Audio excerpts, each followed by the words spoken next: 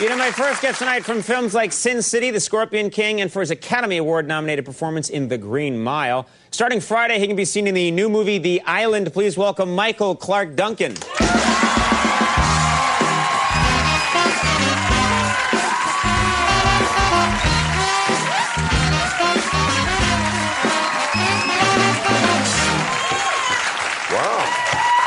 Thanks for being here. You know, you're pretty tall. People don't know that. I did not know that. Get the word out on that. Wherever I go, people are like, he's much taller, he's tall, he's tall, he's tall. I thought you were like 5'8", 5'9". Because every time I see the show, I never see you standing up against anybody. Exactly, that's right. So, and for some reason, people assume I'm a tiny, tiny man. You just have to assume. Not because your desk is little. Oh. No, I'm just saying. I thought it may maybe my personality. No. I have the personality of like, hello, everybody, welcome to the show.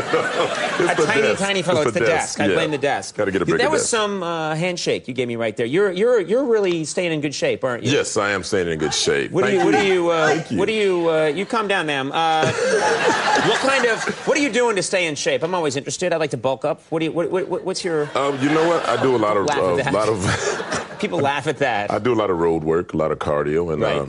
Sometimes I go to the park and climb a fence, you know, just, it's about that high. What are you talking about, climb a fence? Are you serious? Yeah. When's the last time you climbed a fence? When I stole a radio from Radio Shack and Starsky and Hutch were chasing. It seems like something, you know what I mean? That's a good cardio little workout. After you do a lot of running and then you just climb the fence to end it all. Really? Okay, yeah. So you just scramble up the fence and jump over. Yes. Don't you get hurt falling 8 feet on the other side and into trash cans? You know, it's funny because it's a lot of Caucasian guys at the park. Right. And I think they get shocked when look at the black guy, he's climbing that fence. He's running really fast and then climbing a fence. Climbing a fence, so that's their little highlight of the day. Yeah, that's very nice. But if it works, you're doing something right. I love it. Now, something that probably, no matter what I did, I wouldn't get a voice like yours. You have that amazing voice. Thank you. That's a gift to have a voice like that. That is a gift. That is When did you realize, when did you have that voice? It changed at like 12 years old. Really? So you weren't like a baby going goo. No, almost. I was just. I had a voice like a little higher, and then I woke up and I said, "Hey, Mom, I said, Mom, and I started crying. Right. Because I missed that other voice, and my mother said, "My baby's turned into a man," and then it got to be where the girls liked it. I was like, "Hey, Darlene, how you doing?" And she's like, "Hey, Michael," and I'm like, "Well, this kind of works right here, you know." So you want a Twinkie from my lunchbox? Yeah, there you go. To have a voice like that at 12. Yeah. That's when everything changed for you. Yeah, everything changed. You know, I started getting. I was 29 when you got this voice. When I went through my bodily changes. Right. It wasn't what I expected. Now, and so tell me what it's like when you were a kid. What kind of kid were you? Had that deep voice? Were you a hellraiser? I was a little hellraiser. We used to, shoot dice and stuff and play this game called Slap. You ever played Slap? No. I'm from a different. I know you're. Yeah. I played Hungry Hungry Hippos. Okay. Yeah.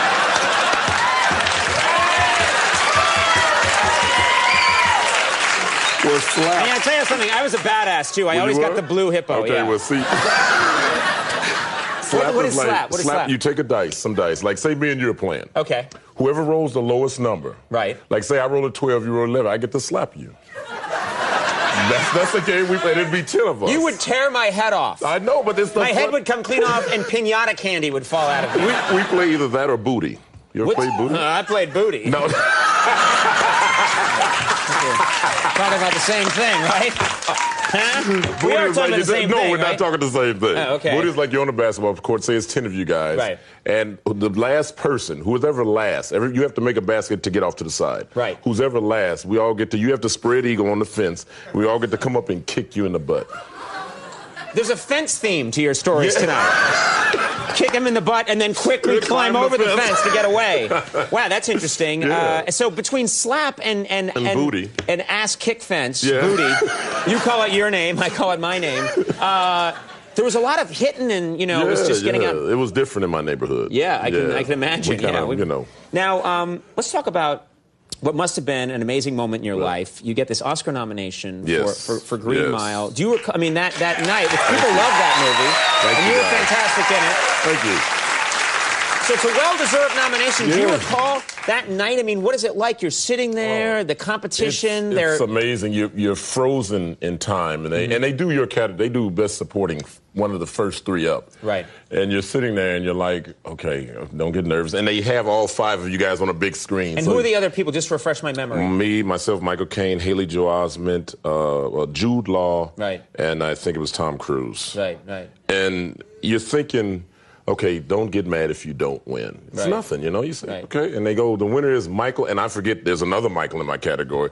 So I kind of inch forward, and I'm waiting on that C. And then they say, and I'm thinking they're going to say Clarke Duncan, and they say Caine. So I'm like, and then you have to keep smiling. Right, right. And Michael Caine gives this speech. He's like, way to go, Michael, way to win. And then he comes back, and he's no farther than right here, and he sits They sat him here. like next to you, practically, And he sits his right here. Right. Oh, he put his... He put the Oscar right, and so I'm looking at it, and I'm like, that's cool.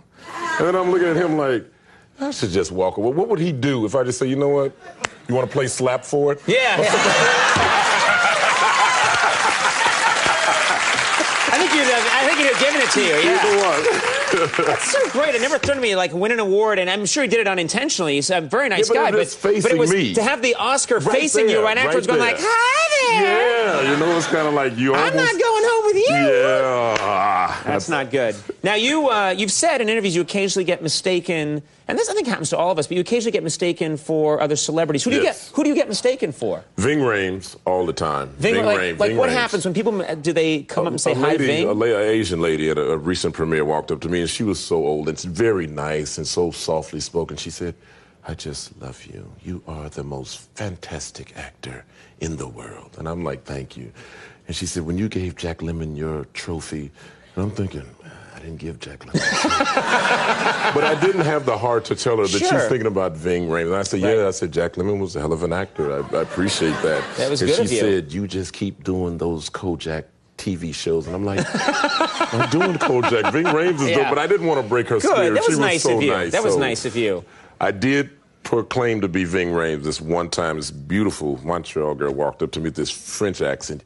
Oh, you're the Ving Rhames. And I'm like, you got me, I am. Yeah. How you doing?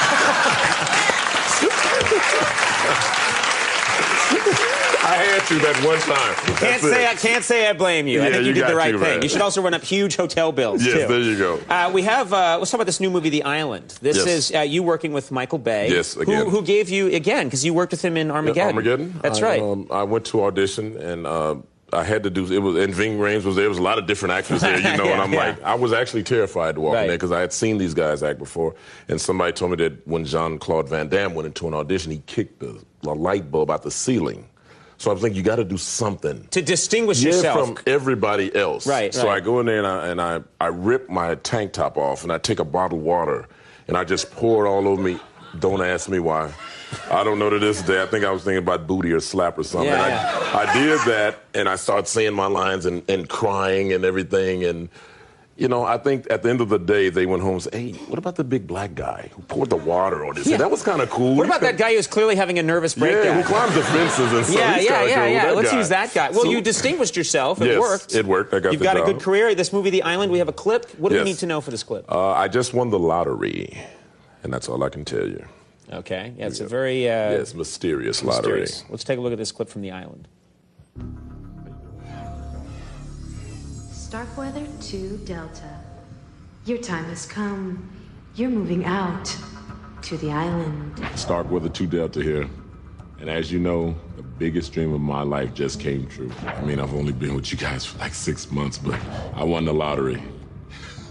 That's right, me, Starkweather, okay? To go out and breathe fresh air, swim in the ocean. I can't believe I won. You call me Mr. Popular. I know. The Island opens Friday. Michael Clarke Duncan. That was really great. Thank you, man. Carlos Mencia is coming up. We'll take a break. We'll be right back.